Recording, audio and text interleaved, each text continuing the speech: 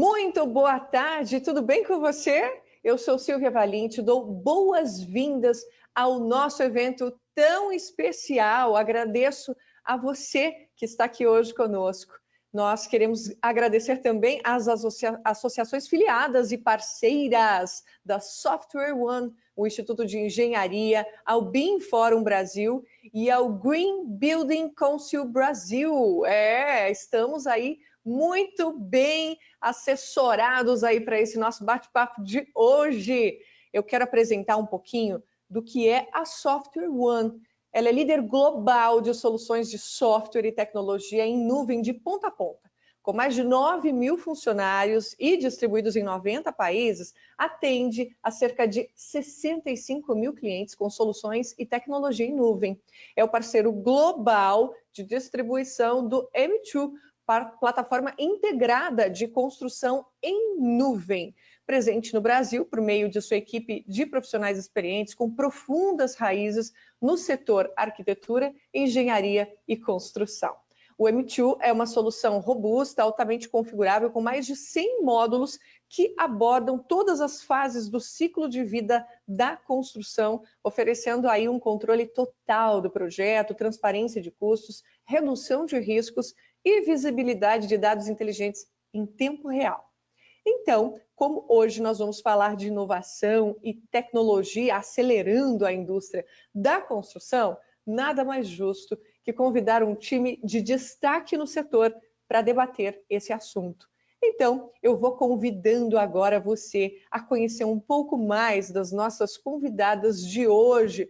Vão cada uma ligando aí suas câmeras e microfones para que possamos dar início a esse bate-papo, começando pela Cecília Merig, ela que é engenheira civil pela Universidade Presbiteriana Mackenzie, mestre em engenharia de transportes pela Escola Politécnica da USP e doutoranda pela Universidade Federal do Rio Grande do Sul. Possui MBA em gestão estratégica de negócios pelo IBMEC. Atua com infraestrutura rodoviária, com experiência em empresas de consultoria e obras de infraestrutura na África e no Brasil. Trabalha no grupo Eco Rodovias desde 2011, onde passou pelas áreas de gerência de infraestrutura e novos negócios e atualmente é coordenadora de inovação no grupo. Ela também faz parte do pilar Mulheres do Comitê de Diversidade do grupo Eco Rodovias e também da AJE 35. Cecília, tudo bem com você? Seja muito bem-vinda.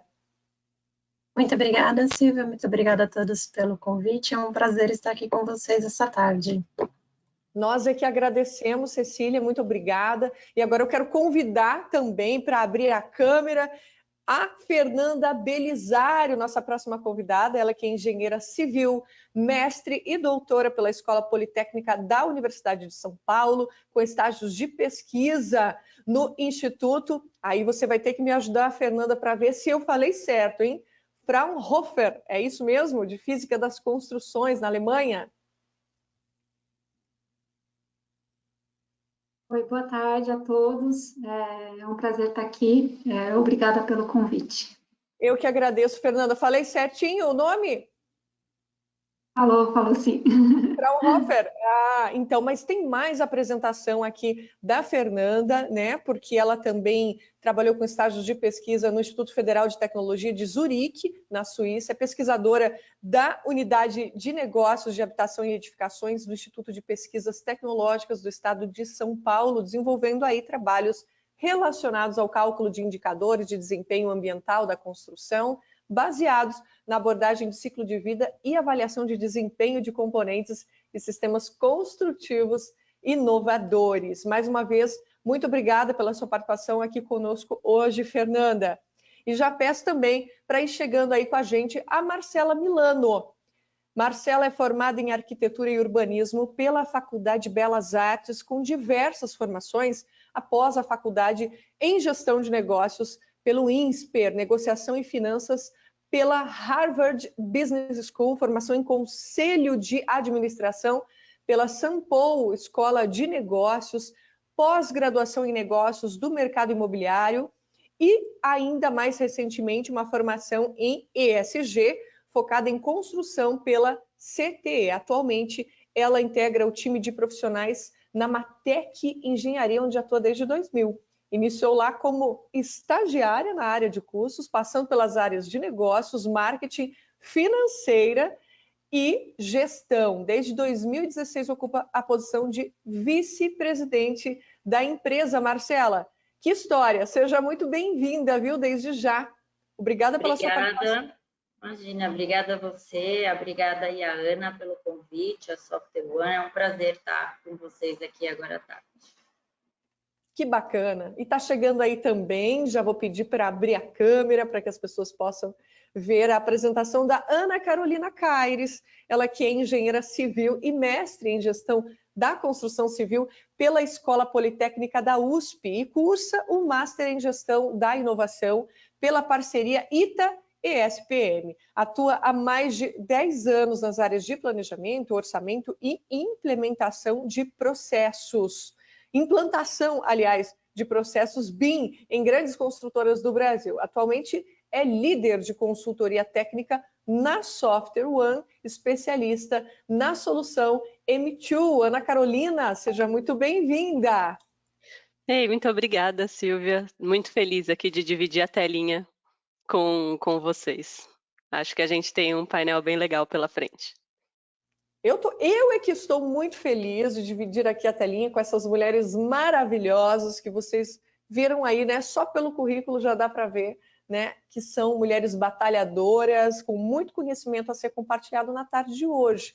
Agora, é claro que eu convido a audiência, ou seja, você que está aí do outro lado da telinha também, acompanhando esse evento conosco, a enviar as suas perguntas aqui no nosso ícone de perguntas, tá? À medida que nós formos debatendo, certamente nós vamos interagir aí com vocês para enriquecer a nossa discussão. Então é muito importante, né? Nós temos essa mão de via dupla. Então eu convido mais uma vez você que está aí nos acompanhando a enviar a sua pergunta, a enviar a sua reflexão aqui junto conosco. Mas é claro que nós já preparamos algumas perguntas para a gente ir se ambientando nessa discussão de hoje. Nós sabemos que cada dia mais a mulher conquista ou está em busca, né, dessa conquista da equidade e respeito no mercado de trabalho. E, segundo o Ministério do Trabalho e Emprego, a participação feminina na indústria da construção cresceu cerca de 50% nos últimos 2 anos, rompendo aí barreiras. Nós estamos garantindo espaço e ganhando relevância, né, nas atuações. Hoje nós estamos falando de mulheres na construção. E eu preciso perguntar, como é que foi a trajetória de vocês nesse mercado que é predominantemente populado aí por figuras masculinas? Como é que vocês enxergam a importância da representatividade feminina, especialmente nesse setor? Eu gostaria de começar com a Cecília, que foi a nossa primeira apresentada do dia. Pode ser, Cecília? Pode ser, uma responsabilidade começar respondendo, mas vamos lá. Bom, falando assim de trajetória da mulher na engenharia, eu já nasci um pouco nesse meio que minha mãe é engenheira. Então, eu sempre ouvi muito assim, de quando era criança, toda a trajetória dela, todos os desafios que ela teve no meio de no mercado de trabalho, né? Então, sempre soube que era, apesar de ser um ambiente muito dominado pelos homens, então era algo difícil, era algo que a gente teria que todos os dias conquistar o nosso espaço e todo dia lutar por eles, né? E quando eu entrei na faculdade, praticamente nós éramos 4, 5, eram pouquíssimas mulheres. E há pouco tempo atrás, dando aula, eu vi que metade da sala já era do público feminino. Então, isso me deixou muito feliz, assim, de ver que as mulheres estão ganhando um espaço grande dentro da engenharia e da engenharia civil.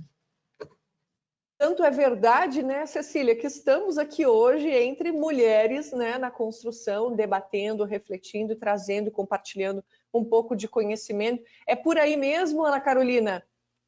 Como é que foi com a sua trajetória? Não, acho que é por aí. Da época que nós estávamos na faculdade, né, já está bem mais dividido essa quantidade entre homens e mulheres, mas ainda acho importante que a gente tenha espaços como esse, debates como esse, porque para quem está começando a sua carreira, para quem está lá na universidade estudando, acho que é importante a gente ter essa representatividade e mostrar esse leque de possibilidades que a carreira de engenharia proporciona. Então, nós aqui estamos em 4, né, engenheiras ou arquitetas, né, do setor da construção, cada uma com uma atuação completamente diferente, e tudo isso são escolhas que você pode fazer para sua carreira e são possíveis. E cada uma, né, Ana Carolina, com as suas responsabilidades. Não é isso, Marcela? Eu acho que assim, nós estamos aqui entre mulheres, não quero ser deselegante, mas de uma faixa etária que eu acho que é parecida aqui, mas então acho que vai um pouco de encontro com o que a Ana Carolina e a Cecília falaram aqui, né? Eu acho que na época de faculdade, ali a primeira formação superior já era, né, vamos dizer assim, um pouco mais dividido, né? As mulheres já estavam entre ali os homens, mas ainda assim existem desafios no dia a dia, né? No sentido, trazendo um pouco já da tua trajetória aí, Marcela, que eu li, né, na sua biografia, agora para todos os nossos convidados e convidados, realmente não são muitas mulheres que conseguem passar por todas as etapas e chegarem à vice-presidência de uma empresa, por exemplo. Sim. Eu, na verdade, assim, por muito tempo, fui a única mulher aqui em cargo de alta gestão, né? Além de ser vice-presidente, sou sócia da empresa, então tenho uma missão muito importante. Acho que não só a mulher, mas a diversidade como um todo, né? Ela colabora e tem infinitos ganhos. Eu acho que a mulher é um começo, mas como toda mudança leva muito tempo, eu acho que a gente está no caminho certo, né? Então, cada vez mais a gente vê mulheres com representatividade em outros mercados, mas a engenharia, eu acho que ainda tem alguns pontos para vencer, principalmente no canteiro de obras, né? Muito no corporativo ainda. Meu time aqui de gestão tem algumas metas internas ainda. Eu ainda quero ter uma equipe de obras só de mulheres. Eu acho que a gente vai arrasar. E eu acho que ainda é uma conquista, assim. A gente ainda já tem muitas mulheres em cargos de gestão, mas acho que C-level a gente ainda tem um caminho aí para preencher. Mas a gente chega lá. Muito legal. Esse realmente é um sonho e ele está muito próximo, né, Marcela? Eu consigo ter essa expectativa e esse otimismo, porque não é nem questão de otimismo, é uma questão de realidade. Nós estamos vendo as mulheres cada vez mais inseridas mesmo no mercado de trabalho em todas as áreas.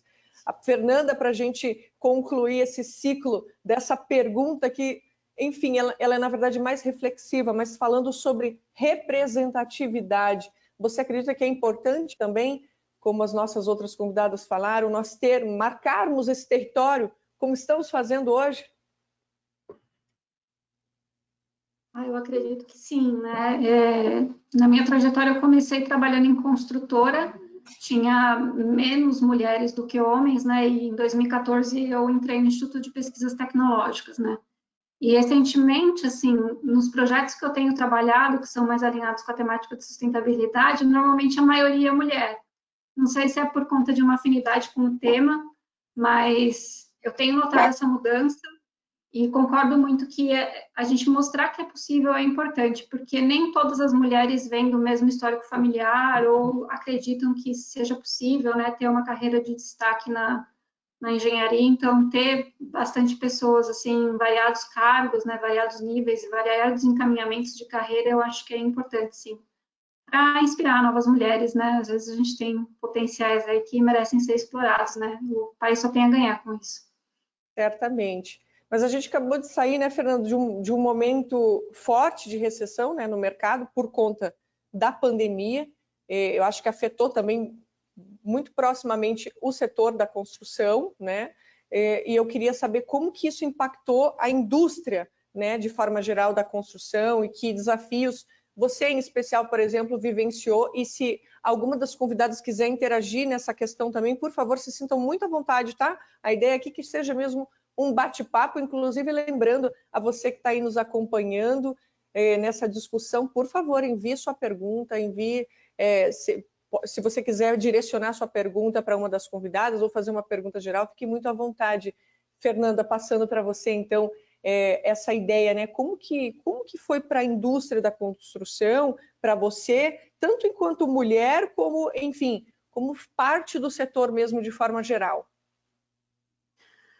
Olha, esse período aí dos últimos anos de crise econômica que foi agravado pela pandemia, né, atingiu em cheio as atividades de pesquisa e desenvolvimento, né, porque no momento em que as empresas precisam priorizar onde que elas vão aplicar os seus recursos, a pesquisa, infelizmente, acaba ficando aí para um segundo momento. Então, lá no IPT, com os trabalhos que a gente presta para as indústrias, né, de materiais de construção, principalmente, a gente sentiu isso, né, que teve um redirecionamento de esforços focando no curto prazo por conta, né, do contexto que se impôs. Agora a gente espera que a gente consiga recuperar o prejuízo, né, pensando aí no futuro. Obrigada. Eu queria colaborar aqui, Silvia, até falar um lado talvez bom da pandemia aqui para a gente, se é que a gente pode falar que é bom, mas eu fiz uma grande reestruturação na empresa que acho que se não fosse a pandemia eu nunca teria feito, né? Eu acho que foi um momento de muitas reflexões e que se acho que tivesse no momento atual aí de temperatura e pressão, as coisas como a gente não foi nessa crise tão grande, acho que a gente teria postergado. Então a gente fez grandes mudanças estruturais, de gestão, de processo.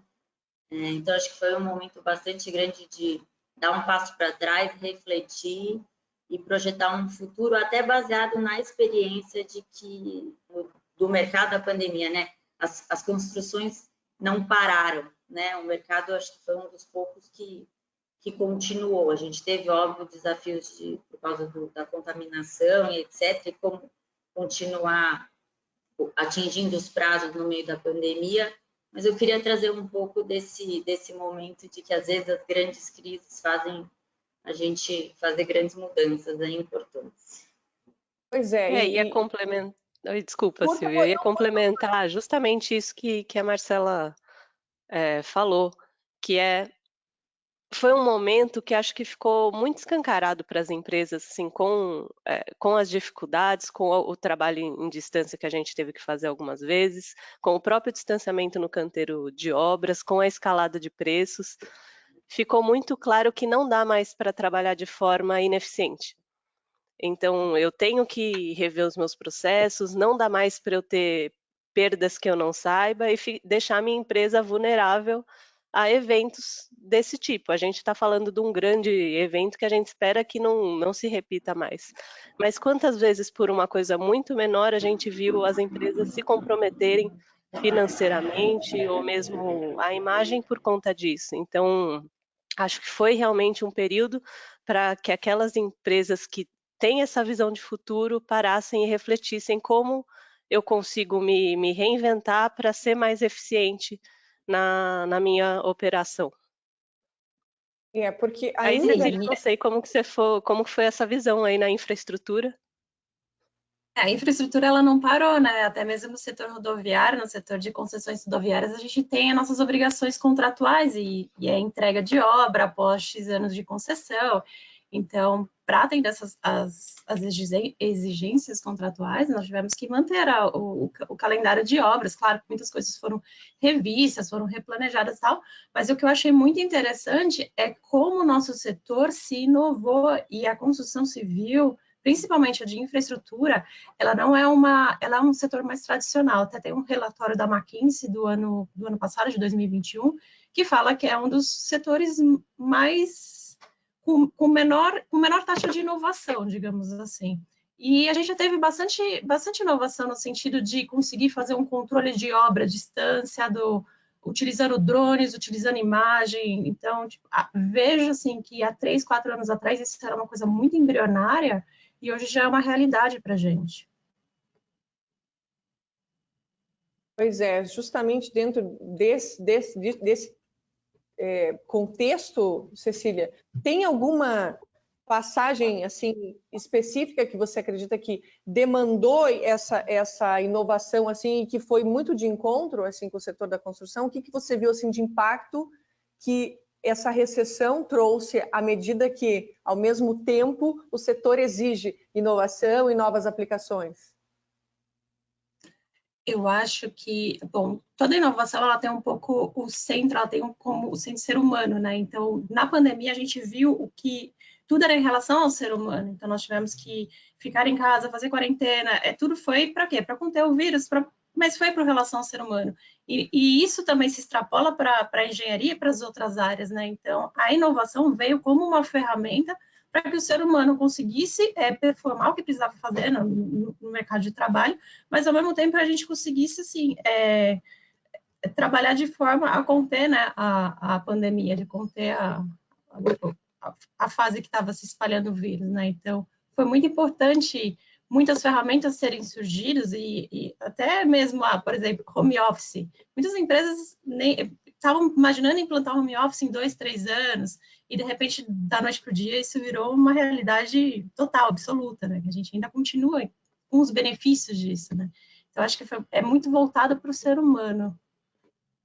Sim, eu acredito que é uma pergunta quase retórica, né? Mas eu preciso aqui fazer esse questionamento. Vocês veem a tecnologia e a inovação como um suporte para essa colaboração à distância? É mais viável? Isso é mais presente agora? Sim, eu acho que sim, até para busca de pesquisa, desenvolvimento, conexão, né? Antes você precisava viajar para estar nos eventos, né? Precisava ser convidada. Hoje em dia você consegue, com a tecnologia, né? Uma pessoa de repente está lá do outro lado do mundo, está assistindo aqui e não estar fisicamente, né? Então eu acho que isso trouxe uma vantagem muito grande, assim. E só para colaborar um pouquinho com essa questão da inovação, acho que independente da pandemia, eu acredito muito que as empresas da indústria, né, não acredito que uma empresa inova tendo uma área de inovação. Né? Isso tem que estar no core do negócio, tem que estar na estratégia, tem que estar na visão dos acionistas. Né? Eu não acredito que uma área vai resolver os problemas do setor. Eu acho que a construção ainda tem um caminho bastante longo, né? Como a Cecília disse, esse relatório é muito interessante. Quem não leu, é só baixar lá no site da McKinsey, é aberto, e realmente a gente só fica atrás do agronegócio, né? Então, a gente tem muita tecnologia que é periférica ao negócio, né? Sempre falo isso, né? Softwares e drones que ajudam no controle, mas ainda falta um pouco a inovação no produto em si, né? Nos materiais. A gente constrói do mesmo jeito há muitos anos. Né? E isso é uma das coisas que eu falo aqui constantemente, pessoal. Mesmo jeito, uma indústria pesada, uma função pesada, né? Como que a gente transforma isso? Então, acho que daqui a pouco isso vai ser um próximo passo. Depois, óbvio, de toda essa parte da gente trazer a tecnologia para melhorar nossa produtividade, mas fica aqui se tiver alguém do mercado fornecedor aí, de materiais, que a gente ainda precisa de um incentivo. Né? Pois é, Marcela, e a gente falou, a gente usou algumas palavras-chave aqui hoje, né? A gente falou de colaboração, a gente falou de aproximação e a gente fala agora também de inovação. Então, tem alguns tópicos aqui para discutir, mas eu acho que tem tudo a ver a gente falar agora de BIM. E eu queria saber de vocês, né, como que vocês veem a maturidade do mercado brasileiro na aplicação dessa metodologia. Quem mais utiliza o BIM? Bom, que... vai lá, Carol, fala você. Não, eu ia comentar que é até um pouco vergonhoso a gente falar de BIM inovação, né? Porque a gente está há 20 anos discutindo BIM. Mas a verdade é que é isso mesmo. O setor, a gente ainda está caminhando na modelagem da informação da construção. E eu vejo com muito bons olhos esse crescimento do interesse, as empresas, independente do seu porte, querendo entender o que é, como ela poderia aplicar no seu negócio, também independente do setor. Então, a gente vendo muitas empresas de infraestrutura procurando utilizar o BIM, que acho que no início era até um pouco mais restrito à área de edificações, mas a gente vê muita gente chegando, e acho que o importante é dar o primeiro passo, né? Eu quero que o meu processo seja melhor, o BIM está aí para nos ajudar, e não tem que ter medo de começar, né? Eu falo que antes feito que perfeito. Então, tem que começar, tem que errar, tem que discutir. Hoje tem muita tecnologia para suportar a gente nessa caminhada. Eu sou super fã de tecnologia e inovação. Acho que o BIM é um pouco isso que a Carol falou. Acho que é um exemplo um pouco de como que a indústria demora um pouco nessas transformações, né? A Máquina Matec, a gente fala de BIM desde 2000. O nosso CEO foi viajar e quis trazer essa tecnologia já mais de 20 anos. E a gente vem melhorando cada vez mais. Eu acho que agora se tem uma indústria mais integrada, né? Tanto os projetistas quanto a própria cadeia de fornecedores, coisa que antes ficava muito restrito na empresa, agora a cadeia inteira começa a utilizar a ferramenta. E não só ficar restrito à área, né? Então, às vezes, quando a gente fala de BIM, parece que é só área de projetos, né, que usa BIM. Então, como que a gente transfere esse conhecimento para quem está lá na obra? Né? O mestre, o engenheiro de produção, o próprio gerente, o cliente, né? Como que a gente faz usar essa ferramenta como uma utilidade para olhar o negócio, né? Então, que benefícios ela traz para a equipe como um todo, e não ficar só restrito a uma área específica. Isso dá para integrar e todo mundo usar a ferramenta com muitos benefícios. E eu vejo assim, o BIM você pode começar, bom, desde o projeto até mesmo a manutenção de um ativo, né? E na obra eu acompanhei poucas obras na área de infraestrutura com a utilização do BIM. E eu vejo o quanto a gente deixa de desperdiçar material, mão de obra, horas trabalhadas. Assim, a gente consegue trabalhar uma obra com muito mais sustentabilidade que nos meios tradicionais, né? Então, a área de infraestrutura ainda está muito recente no BIM, assim, comparado a uma construção civil, mas eu vejo, assim, o quanto existem de ganhos e o quanto que a gente consegue ser sustentável utilizando essas ferramentas, né? E para fechar, né, eu acho assim, meu pai ele trabalha na indústria automobilística, né, e ele fala assim, eu acho que é uma completa maluquice vocês fazerem um prédio com base em desenho 2D. Eu não consigo entender como vocês conseguem fazer isso. Para mim, vocês estão operando um milagre, né? Porque na indústria já se trabalha com modelagem da informação há muito tempo, né? E do ponto de vista de pesquisa, seria muito interessante ter esses modelos também, né? A gente consegue fazer avaliações de desempenho por simulação, sem necessariamente ter que ficar recorrendo a ensaios, né? Até do ponto de vista de sustentabilidade, a gente consegue extrair os quantitativos para calcular a pegada de carbono, por exemplo, de uma estrutura muito fácil, integrando softwares de avaliação de ciclo de vida com o BIM. Então, assim, frente aos ganhos que o BIM pode trazer, eu realmente acho que é um pouco injustificável o momento de maturidade que a gente se encontra hoje, assim, sabe? A gente devia estar muito mais avançado, porque eu acho que realmente os ganhos são muitos. Pois é, meninas, estão chegando algumas participações aqui com a gente. Eu vou precisar da ajuda de vocês. Tem uma pergunta aqui da Arlete. Deixa eu ver, não estou conseguindo ver o sobrenome dela, vou pedir ajuda aqui para a nossa produção. Arlete Menezes. Arlete Menezes, obrigada. Então, ela fez uma pergunta aqui, vamos ver quem que se candidata aí a responder, ok? Então, ela diz o seguinte, vocês acham que o conceito de inovação foi banalizado nos últimos anos?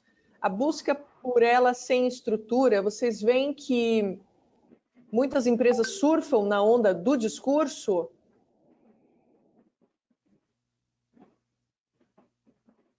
Quem poderia falar sobre isso? Ah, não, desculpa, eu acabei confundindo aqui, meninas, perdão, eu tive um problema técnico aqui com o meu computador.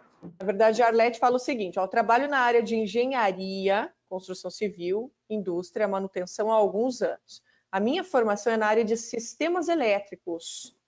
Me recordo que o que me apoiou a seguir, eu estou tentando aqui, me apoiou nessa carreira, nessa área, além do apoio do meu pai e de alguns professores e chefes, foi o fato de eu estar sempre estudando, reciclando e já trabalhar, né, na área. Vamos lá. De novo aqui deu um probleminha, gente, perdão. Na área desde muito cedo com meu pai. Porém, não escapei de ouvir, engenharia elétrica não é para mulher, exceto para você que já trabalha na área desde criancinha, né? Vou interpretar aqui como que a Arlete deve ter recebido essa informação. Então, percebo, claro, que hoje está bem melhor, mas que nós, mulheres, na área de engenharia e construção civil elétrica, devemos sempre estar provando que somos capazes. Né? Então, voltando lá àquela pergunta que a gente falou anteriormente, né? O que vocês pensam ou opinam a respeito? Ainda está assim ou já avançamos anos-luz? Nós conversamos um pouquinho aí antes sobre isso, né, de forma geral, mas em respeito à participação aqui da Arlete, né, que, enfim, mostrou aqui que está antenada em tudo que a gente está conversando, o que nós poderíamos dizer a respeito disso? Alguém gostaria de comentar em especial? Senão eu jogo, hein? Senão eu jogo para um. Não, posso colaborar aqui. Arlete, eu acho que sim, a gente está avançando. Eu acho que a gente tem que mostrar pela nossa competência, pelo que a gente entrega. Sou muito a favor da gente ter mais igualdade, equidade, mas assim, a gente tentar não usar esse tema também de uma maneira assim pejorativa, né? Eu sempre tive reuniões com homens, sempre me preparei muito para estar nesses desafios, e acho que a gente vai aos pouquinhos conquistando o nosso espaço. Inclusive, para dar uma palavra de incentivo, semana passada eu estava numa reunião com um cliente, ele falou para mim, realmente só as mulheres na Matec que resolvem as coisas. Eu falei, pronto, já ganhei o ano já. Então, aos pouquinhos a gente vai conquistando o nosso espaço aí e logo a gente vai dominar o mundo. Obrigada. Eu vou passar então já uma outra pergunta da nossa audiência aqui, a Camila Passatuto. Vocês acham que... Aí foi uma pergunta que eu comecei a fazer anteriormente, tá? Vocês acham que o conceito de inovação foi banalizado nos últimos anos? Esse é o último tema aí que a gente estava falando, né? Antes de retornar nessa questão das mulheres no mercado de trabalho. Vocês veem que muitas empresas surfam na onda do discurso? Quem poderia falar sobre isso? Alguém gostaria? Se prontifica? Eu posso falar um pouquinho. Cecília, obrigada. Eu acho que sim, muitas empresas acabam surfando um pouco na onda da inovação. A gente tem que levar muito em consideração o que é realmente uma inovação, o que é uma melhoria contínua. Uma melhoria contínua não é uma inovação. E precisa ter um pouco de filtro, um pouco de critério quando se olha para uma manchete, uma frase, um portfólio que fale sobre nós inovamos.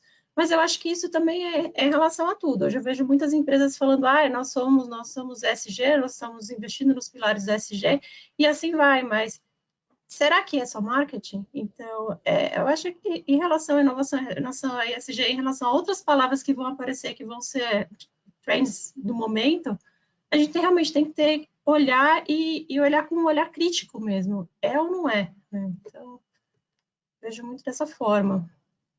Sim, e acho que complementando a tua fala, Cecília,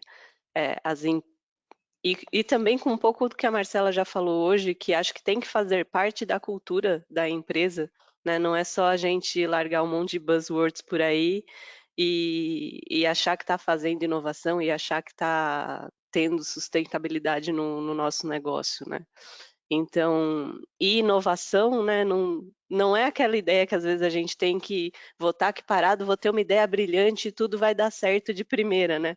As empresas têm que estar estruturadas para poder, de fato, inovar, né? E então, tem metodologia, tem maneiras estruturadas de você desenvolver inovação, e acho que isso falta um pouco na construção, né? Inovação, a gente vai tentar e vai errar, e aí você vai incrementar aquilo que você pensou inicialmente, até ser algo aplicável. Tudo isso faz parte desse ambiente de inovação. Então, às vezes, a gente pinta de dourado a inovação, né? Uma ideia brilhante que vai dar certo. Não, na vida real não é bem assim. Então, demanda suor, demanda acreditar naquilo que você está desenvolvendo. E realmente tem muita gente falando e pouca gente fazendo. É bem isso, Ana, demanda. Inclusive, a gente conhecer mesmo o que é uma inovação e quais são as metodologias, quais são os critérios.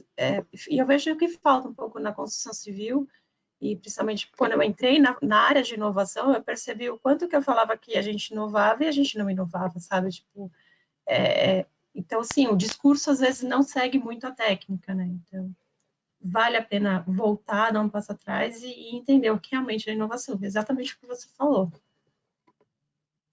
Pois é, e a gente estava falando agora, né? Um dos tópicos era BIM, e inclusive a Ana Carolina falou, né? Ela comentou ali, olha, é vergonhoso a gente estar falando que o BIM é inovação, sendo que há 20 anos está sendo discutido, né, Ana Carolina? E aí eu venho com a pergunta, na prática, como é que vocês observam trabalhar de forma integrada?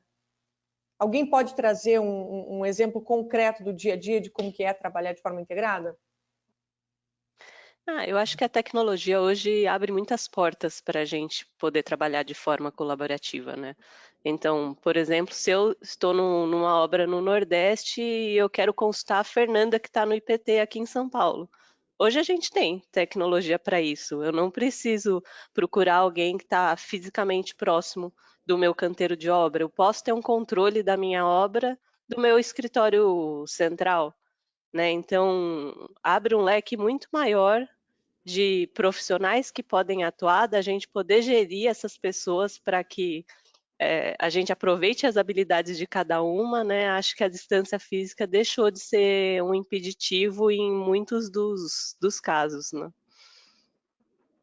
Complementando o que a Ana disse, eu acho que a gente também agora está num momento em que a tecnologia permite que isso seja feito, né?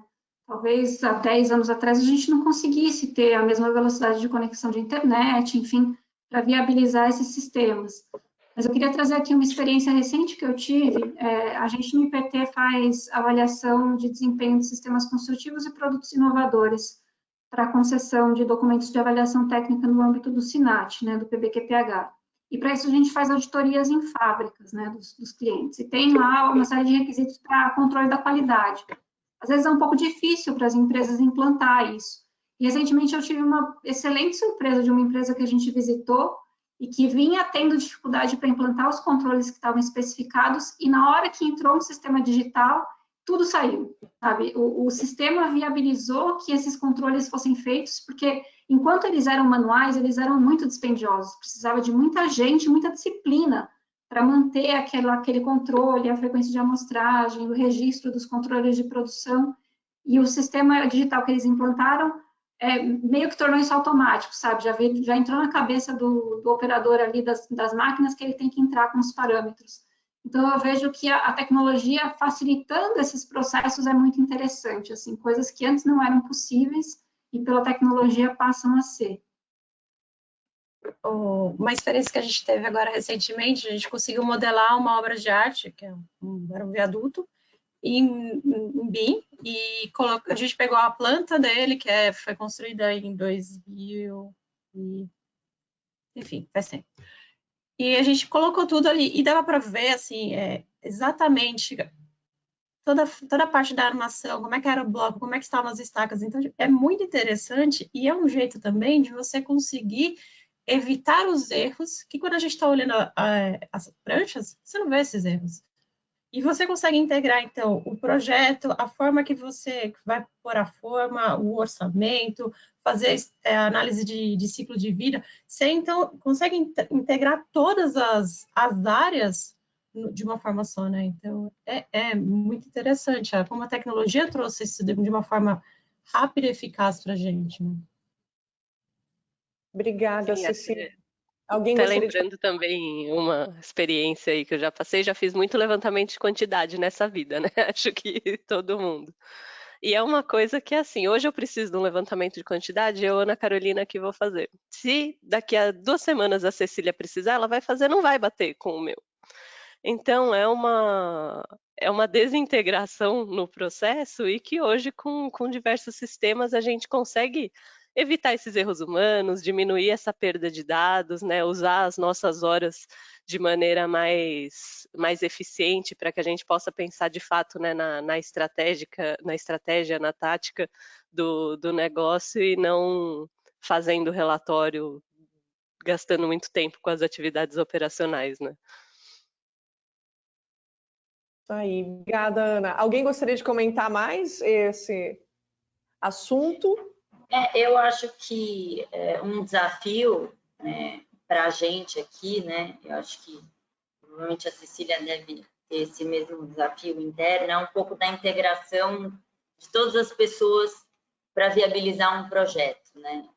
Isso hoje a gente tem o cliente, a gente tem o gerenciador, a gente tem o projetista, a gente tem o fornecedor, a gente tem um cliente que às vezes não está no Brasil, que é uma multinacional. Então, conquistar uma maior eficiência dessa integração, eu acho que a gente ainda precisa avançar bastante, né? Comunicação é um problema atual muito grande, assim, como as coisas, né, às vezes ficam enroladas. Então, ter uma forma mais eficiente de integrar todo esse ecossistema de pessoas envolvidas, né, para conseguir viabilizar o produto final, eu acho que é essencial, necessário, mas eu ainda acho que a gente tem que melhorar um pouco como integrar todas essas pessoas que não necessariamente estão 100% na sua empresa, né? Você tocou num ponto muito importante, essa parte de integração, por exemplo. A gente tem que fazer obras de pedágio. Logo que você ganha a concessão, você tem que... Bom, você vai comprar pedágio, você tem que construir os pedágios, né?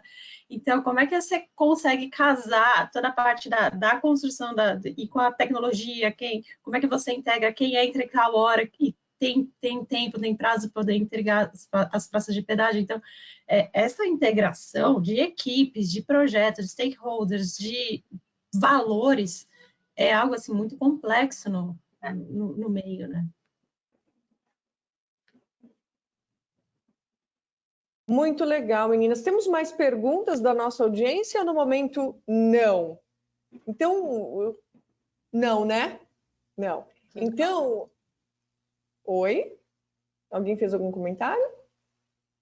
Não, né? Eu gostaria de falar então também um pouquinho sobre essa relação da pesquisa e das empresas hoje no Brasil. Eu acho que eu vou puxar aqui, começar pela Fernanda, porque Fernanda é mestre, doutora e pesquisadora, e acredito que possa trazer aí um pouquinho dessa visão.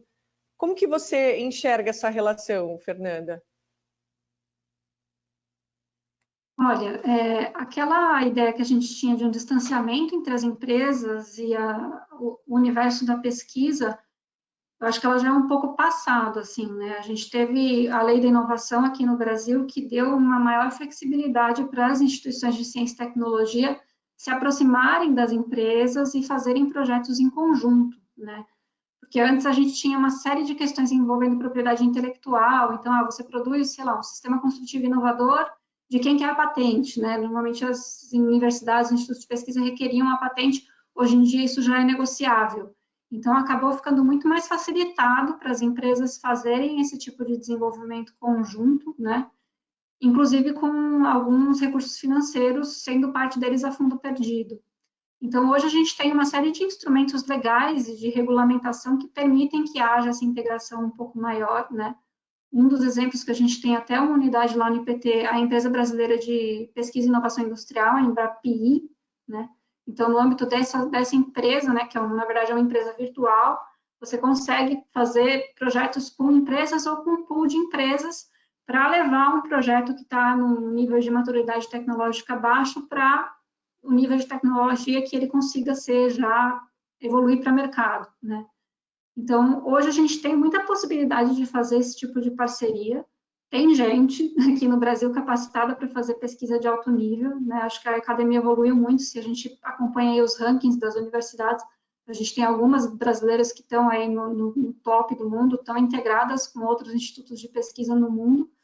Acho que agora também é só a gente conseguir ter uma melhora aí do ambiente do país como um todo, né? Do cenário econômico, para a gente conseguir impulsionar isso, né? Mas possibilidade hoje tem. Eu acho que várias das barreiras que tinham até um pouco tempo atrás foram superadas aí por conta dessa nova legislação. Perfeito. E aí, ainda dentro do tema inovação e tecnologia, como é que você acha, Marcela, que ambos andam aí, entram na pauta estratégica do C-Level nas empresas de construção? Eu acho que é um caminho sem volta, né? Eu sou muito engajada nesse tema. Para mim é uma questão aqui que tem que estar no dia a dia, né? Não ser uma coisa meio romântica nem utópica. Então, assim, toda vez que a gente pensar um produto, a gente tem que pensar sim em inovação, o que a gente pode trazer, o que a gente pode mobilizar a indústria, né? E a gente tem que levar em consideração, estava aqui pensando ontem para responder essa pergunta, né? A indústria da construção colabora com quase 10% do PIB no Brasil, né? Então, a gente tem uma relevância econômica absurda, né? E aí você compara isso ao desenvolvimento de tecnologia, né, todo o incentivo, a gente está lá na época do dinossauro, né? Então, olha como as coisas são descasadas, né? Então, se você pensar economicamente, não só a própria geração de emprego, né? A função social que a gente tem, né? Você vai para uma obra, faz a conta, diretos e indiretos, o que você está gerando ali, né? Então, assim, a gente precisa abrir um pouco mais a cabeça para entender um pouco do impacto que a gente tem, não só de transformação das cidades, né? A gente tem que pensar um pouco na transformação social e o impacto econômico que a gente tem. Então, assim, nós, como participantes dessa indústria, temos uma representatividade enorme. Então, a gente precisa provocar, sim, isso constantemente, não só no nível estratégico, mas em toda a cadeia, né, para os funcionários. Então, toda vez que você está lá na obra, a gente, como líder, incentivar que as pessoas estudem, né? A gente vive às vezes eu fico um pouco preocupada de que as pessoas, né, por atingir um certo nível na carreira, para de estudar. Gente, isso hoje em dia não tem mais. O famoso lifelong learning, né? É para o resto da vida. Não importa onde você está, que posição, idade, nem nada. E a gente precisa realmente trazer. Eu estava até trazendo um exemplo, eu estava conversando com um fundo de Venture Capital aí há 2 semanas atrás, e ele trouxe para mim uma tecnologia que você coloca uma câmera de alta definição na grua, na obra, né? E você tira o operador que está numa situação de risco, né? Que tem e ele vai para uma sala e começa a operar as gruas, né? Com ar-condicionado, com cafezinho, tudo num joystick. Assim, é sensacional. Você tem uma questão social de transformação também, né? Então, como que você tira o cara de uma situação de risco, coloca ele, em vez de ser um operador lá no calor, dentro de uma sala, ar-condicionado, então você eleva também um pouco o nível de educação. Então, como que eu faço um carpinteiro, um pedreiro virar um montador, né? Então, assim, a gente precisa que a indústria esteja conectada e engajada para transformar, porque a gente tem uma oportunidade gigantesca aí para que a indústria da construção seja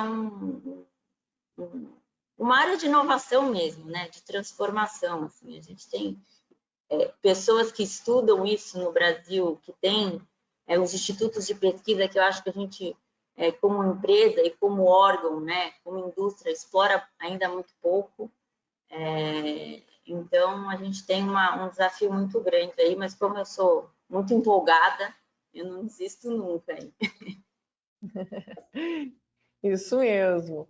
A gente tem uma audiência aqui que é muito focada, né, nesse mercado, então eu convido, porque nós estamos daqui a pouquinho, né, indo para o finalzinho aí do nosso bate-papo, do nosso webinar. Então, se alguém tiver alguma pergunta, agora, a hora é agora. Enquanto isso, eu continuo aqui conversando com as nossas convidadas. Queria entrar aí no tema sustentabilidade.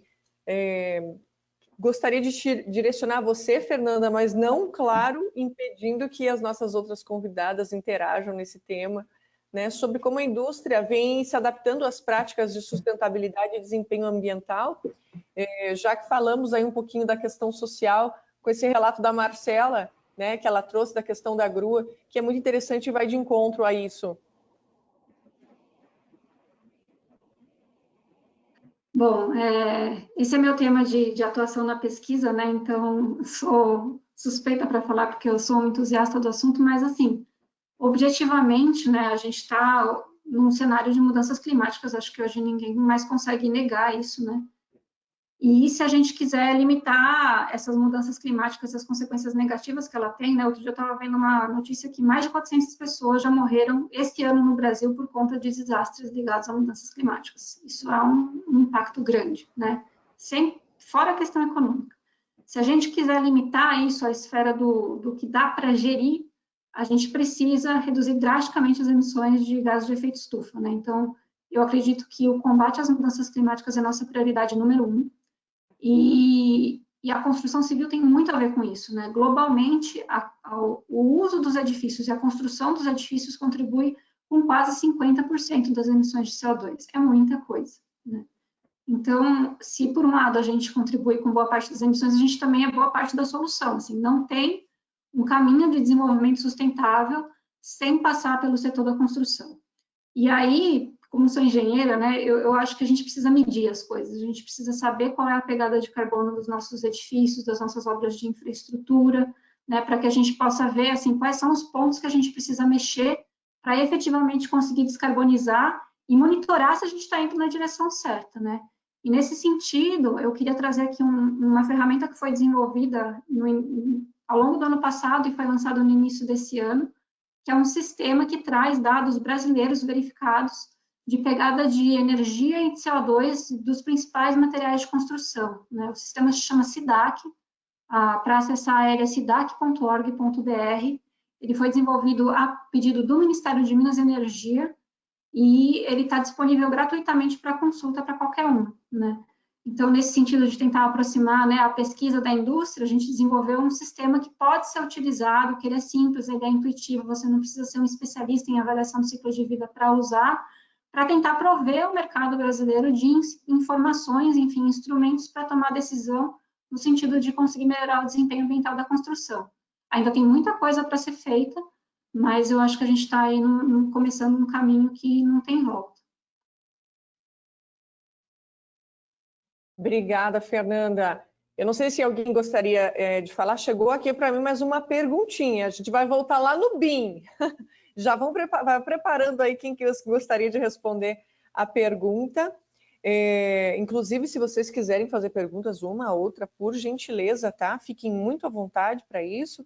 Só me interromper aqui, que eu estou aqui para ser interrompida também, viu? Não sou eu que interrompo. Olha só, tem uma pergunta aqui da Tayane Magalhães. Obrigada pela tua pergunta, Tayane.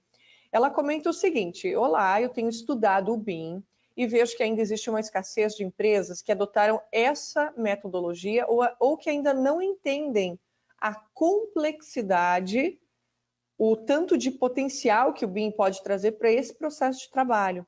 Gostaria de saber de vocês como é que é a implantação dessa metodologia dentro da empresa que trabalham, se atualmente utilizam somente em projeto ou já expandiram o uso do BIM em outras áreas, como a de planejamento de obras.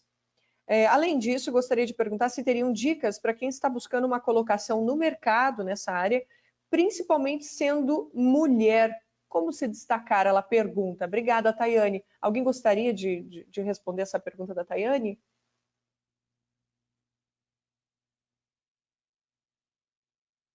Ana Carolina, quer comentar? Bom, eu estou numa empresa de tecnologia hoje aqui, então convido a Tayane para conhecer o M2, que é a nossa ferramenta aí de construção. Ele é aplicável à tecnologia BIM, então a gente passa por projeto, por planejamento, por controle de custos na obra, né, diversas dimensões aí da metodologia BIM. Mas ia abrir mais para as meninas falarem da vivência delas nas empresas de construção de fato, né? Porque acho que a gente conhece a trajetória das três, acho que a gente nunca deixa de ser um evangelizador desse assunto, né? E acho assim, Tânia, se você está numa empresa que ainda não usa, mas que você enxerga o valor, faz parte a gente brigar dentro das empresas que a gente está para demonstrar que tem sim valor, que na minha opinião, o BIM é um caminho sem volta dentro da indústria da construção e como que a gente consegue dar esses primeiros passos. Obrigada, Ana. Eu ia falar justamente isso, assim, se ela acredita e vê os benefícios, cara, muita coragem aí e mostrar que realmente faz sentido. Acho que não vejo outra forma. Às vezes tem que ser no forceps mesmo, não tem jeito. A gente ainda tem muitas manias na indústria da construção que a gente precisa desconstruir, né? E precisa ter alguém aí que tem essa vontade. E quando você mostra fatos e dados, né, já não tem mais argumentos. Então, é um caminho sem volta mesmo. E eu acho que, assim, é um pouco de se sofisticando. O BIM, ele é uma ferramenta muito ampla, né? Aqui na Matec, a gente tem como mandatório já começar a modelar desde o momento do orçamento, né? Até por questões de visualização do cliente da outra parte, que às vezes não entende, né, da construção propriamente dita, né? Uma indústria ou um dono de shopping. Então, para que o modelo comece já desde o começo do processo, e não, mesmo porque as nossas obras são muito rápidas, então as coisas têm que acontecer tudo ao mesmo tempo, né? Mas o BIM, ele é fantástico, assim, você pode explorar ele até depois, lá na frente, manual de uso e ocupação, né? Dar esse modelo para o cliente, para ele depois entender como que ele faz a gestão do edifício ou da fábrica. Então, assim, de novo, como o e-mail aconteceu lá atrás, acho que o BIM é essencial. Assim, a gente não pode mais pensar nossos projetos sem ter gente dedicada a desenvolver isso dentro das empresas.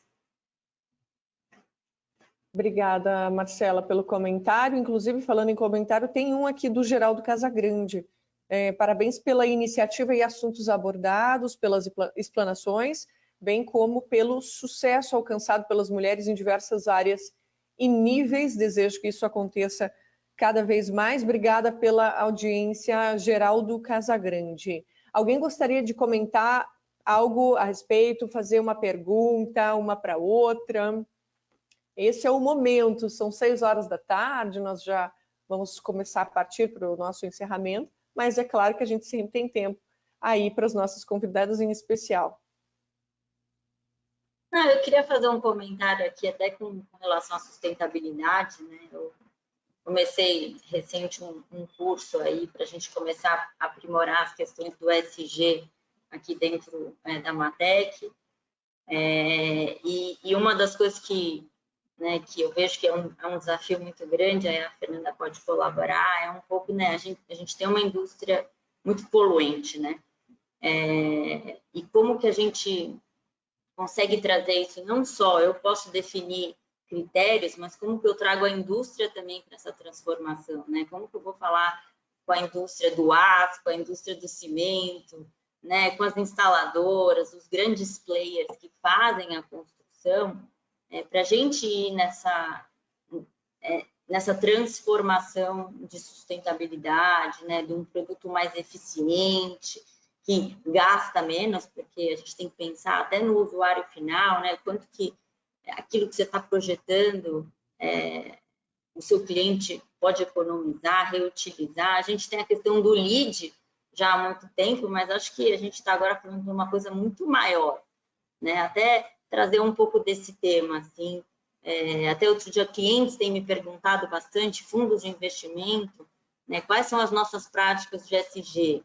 Eu falei, putz, acho que agora a gente precisa sofisticar um pouco mais a forma com que a gente, como o compliance foi há uns anos atrás, eu acho que a pegada é da questão do ESG. Eu queria ouvir até um pouco das experiências, do que vocês têm feito aí nesse tema. Acho que é um tema legal para a gente discutir.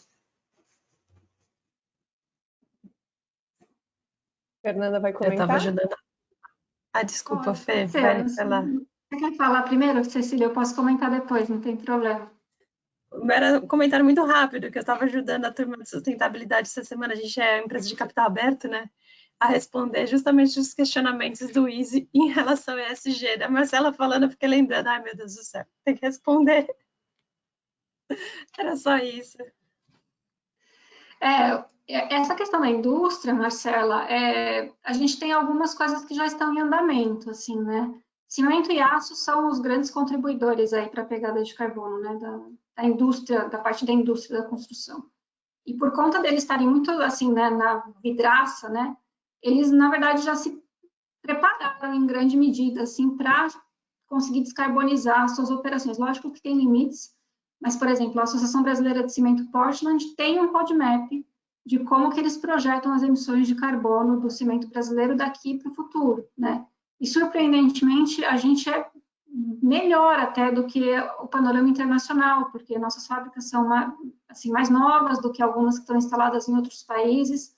A norma brasileira de cimento foi recentemente revista para permitir maiores teores de substituição do clinker.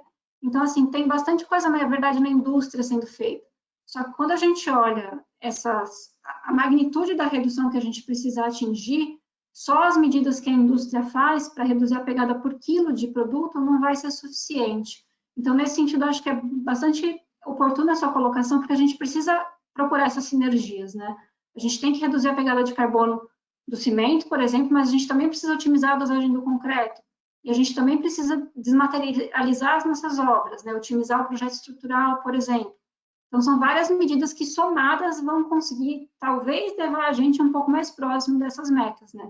As metas são muito agressivas. Se a gente pensar em net zero, né? Hoje a gente está com 40 gigatoneladas de CO2 sendo emitidas por ano no mundo, né? É uma mudança muito drástica, mas acho que quanto mais a gente conseguir fazer, melhor, porque mesmo que a gente não chegue na meta necessária, é melhor a gente não ficar tão longe dela, vamos dizer assim.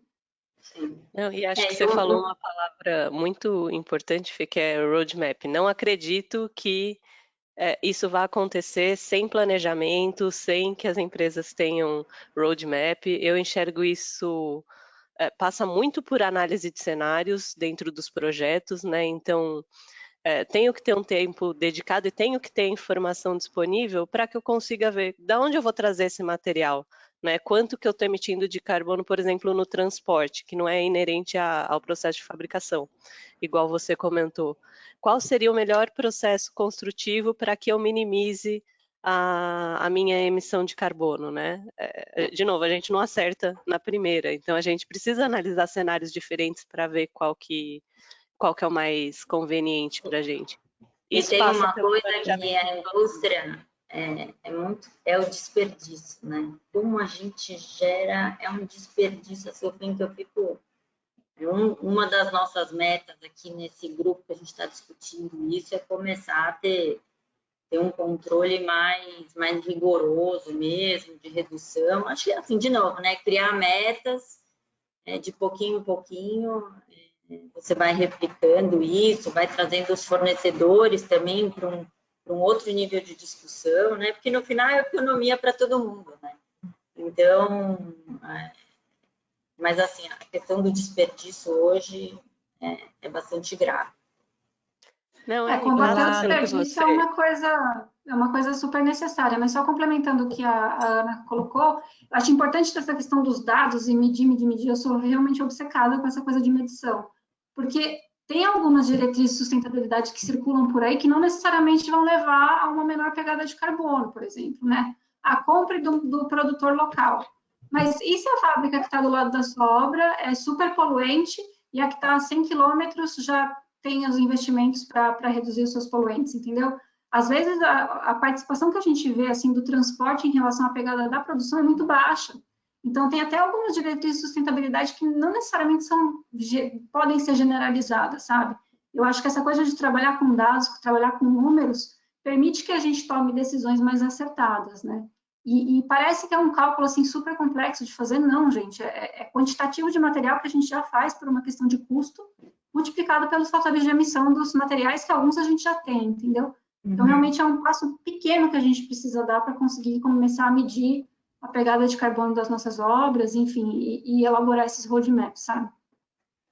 Lá na Eco-Rodovias, nós estamos com uma meta bem agressiva, né? Na verdade, a Eco-Rodovias, ela faz parte do grupo STM, que é um grupo italiano, e lá na Itália eles fizeram eles foram ao mercado e captaram uma quantidade de valor a greenbound, a juros baixos, né? E mais atrelada a metas que vão ser controladas pela SBTi. Então, nós temos uma meta muito forte na parte de environment, do escopo 1 e 3, que praticamente, onde é que a gente trabalha com infraestrutura, a gente trabalha construindo estradas. E construindo estradas, nós utilizamos muito o asfalto, que vem do petróleo. E tá, ok, petróleo no Brasil, ele vem do pré-sal, que é um petróleo que ele tem menos emissão de CO2 equivalente atrelada a ele. Mas, assim, a gente tem que sempre medir door to door. E, então, vem muito essa questão do escopo 1 e do escopo 3, que são metas muito agressivas. Se não me engano, o escopo 1 a gente tem a obrigação de reduzir 42% das nossas emissões até 2030. Escopo 3 eu não lembro quanto que é.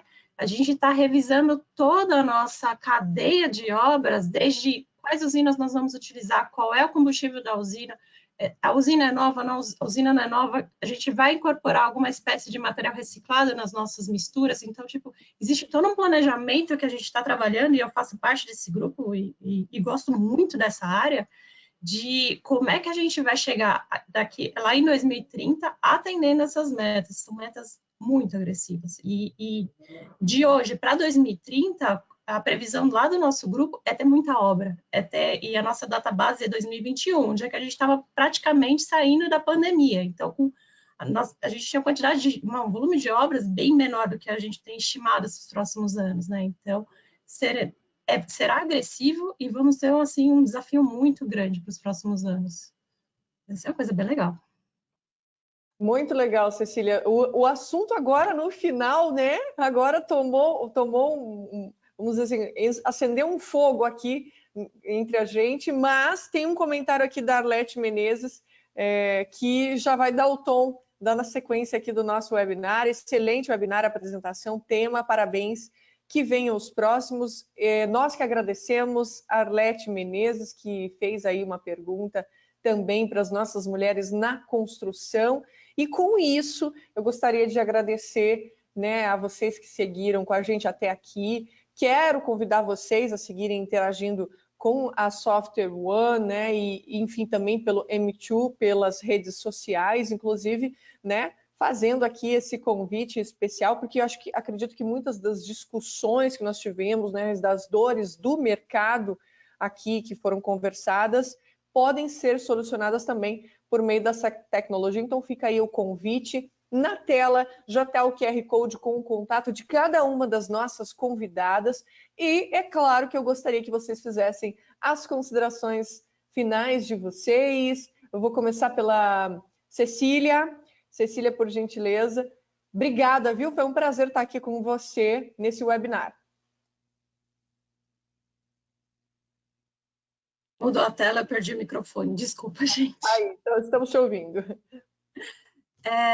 Eu queria agradecer a oportunidade, agradecer a Ana que me convidou. Eu conheço a Ana desde a nossa época de estágio, né, CH2M Rio, e foi assim, um momento muito interessante compartilhar nossos conhecimentos, conhecer mulheres incríveis como a Marcela Fernanda, a Ana já conhecia, e você, Silvia, você é uma pessoa fantástica, super simpática e que sabe realmente assim, espremer as perguntas da gente. Obrigada, agradeço. Muito obrigada por esse momento, muito obrigada pela oportunidade. Repito o que a Arlete Menezes comentou aqui, que venham os próximos, né? Que assim seja, que a gente tenha essa oportunidade. Fernanda, por gentileza, suas considerações finais. Obrigada por esse momento aqui conosco. Eu que agradeço, foi muito bom esse bate-papo aqui, várias ideias interessantes. Agradeço também a Ana Carolina, né? Também fizemos a graduação juntas aí, fomos colegas de poli. E foi um prazer também conhecer as outras colegas que eu não conhecia. E, bom, espero que a gente tenha outras oportunidades para se encontrar por aí. Muito grata, Fernanda, pela sua participação. E também agora, para fazer as considerações finais, a Marcela Milano, por gentileza. Obrigada. Obrigada, Silvia, por conduzir tão bem aqui. Quero agradecer a Carol também pelo convite. Se tiverem outros, me chama que eu tô super dentro. Acho que a gente tem assuntos aqui muito complementares entre nós, então se depois você quiser incentivar aí a gente sentar mais e conversar, eu acho que a gente precisa isso muito na indústria da construção, né? A troca é muito importante, a gente ainda fica muito isolado, então acho que não só o webinar, mas o encontro entre nós da indústria, né, que somos incentivadoras da mudança e de tantos desafios, acho que um ajudando o outro e discutindo questões importantes aqui, a gente avança cada vez mais. Então, quero agradecer, muito obrigada, prazer, Cecília, Fernanda, e vamos em frente aí. Obrigada. Nós que agradecemos, Marcela, mais uma vez. Muito obrigada. Ana, acho que a gente precisaria de mais 1 hora aqui, no mínimo, né? Para continuar o Passou bate-papo. rápido, não foi, Silvia? Queria agradecer aí as meninas, acho que foi muito agradável estar aqui com todas, foi muito bacana. Obrigada também para a audiência que acompanhou aí a gente nesse finalzinho de tarde. Espero que a gente consiga promover outros espaços de colaboração, de troca de informações e para a gente seguir se conectando aí. Com certeza, Ana Carolina, muito obrigada por esse momento aqui conosco. Mais uma vez gostaria de agradecer às nossas convidadas e à nossa audiência. Eu lembro que, caso vocês tenham dúvidas pontuais e queiram conhecer a plataforma, nós estamos disponibilizando já no chat o e-mail para você poder direcionar a sua questão. Mas, claro, nós temos aí também as redes sociais que você pode acessar e interagir. Essa nossa conversa ela foi gravada e será disponibilizada no blog da Software One em breve. Eu, Silvia Valim, desejo uma excelente noite a vocês. Até a próxima. Tchau. Tchau, tchau. Obrigada. Tchau, tchau. Obrigada, gente.